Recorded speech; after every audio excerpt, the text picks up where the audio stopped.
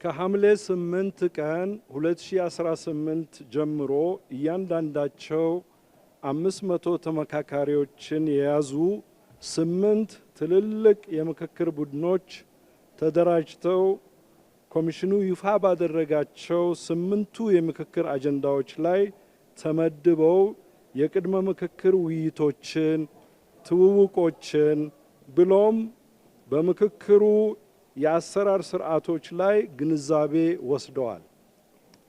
ዛሬ ማለትም ዛሬ ሐምሌ 13 ላይ ሆነን ተመካካሪዎች በንዑስ ቡድኖች በመከፋፈል በተመደቡበት አጀንዳ ላይ መመካከር ጀምረዋል።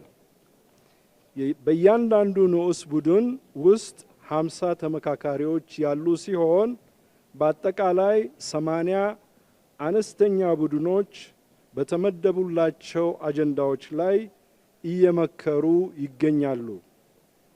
በአንድ አጀንዳ ላይ እንዲመካከር የተመደበ አብይ የሥራ ቡድን ይህ ማለት 500 ተመካካሪዎችን የያዘ በስሩ 10 የሚሆኑ ንዑስ ቡድኖችን እያንዳንዳቸው 50 ተመካካሪዎች የያዙ በስሩ አዋቅረዋል።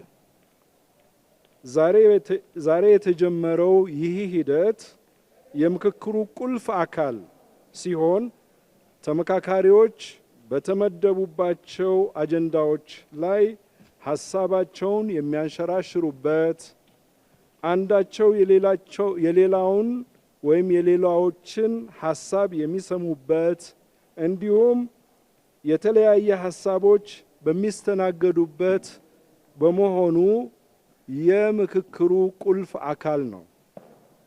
በዚህ ሂደት ኮሚሽኑ በስራ ልምዳቸውና በትምህርት ዝግጅታቸው አንቱታን ያተረፉ 160 የሚሆኑ አማካሪዎችን መድበዋል።